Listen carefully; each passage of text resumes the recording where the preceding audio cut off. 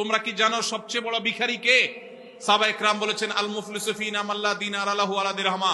হে আল্লাহর রাসূল, আমাদের মধ্যে সবচেয়ে বড় ভিখারি হলো সে যার টাকা পয়সা নাই। নবীজি বলছেন, না, সেই ভিখারির কথা বলি নাই।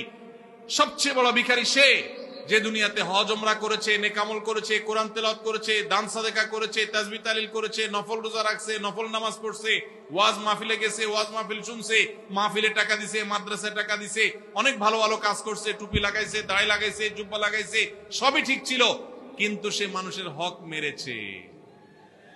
নবীজি বলেছেন, কিয়ামতের ময়দানে তার এই সমস্ত আমল নিয়ে সে যখন জান্নাতে যাওয়ার জন্য প্রস্তুত হবে, তখন তার সামনে তার ওই পাওনাদার মাছওয়ালা এসে বলবে, ভাই, তোমার কাছে প্রতিদিন 5 কেজি 10 কেজি করে মাছ বিক্রি করতে গেছি, 10 কেজির টাকা পরিশোধ করছো, মুঠ করে অতিরিক্ত মাছ যে নিছো, বা কেজিতে 100 গ্রাম করে যে অতিরিক্ত তুমি নিয়েছো, সেইটার বিনিময় তো আমি দুনিয়াতে পাই নাই।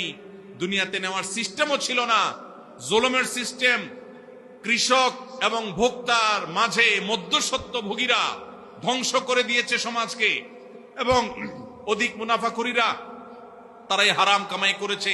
সেদিন ওই নেকামল নিয়ে যাওয়ার পরও আপনার সওয়াব তাকে দিয়ে তারপর আপনাকে জাহান্নামে যেতে হবে। ওই যে নেকামল করেছেন এগুলো সওয়াব দিয়ে দিতে হবে।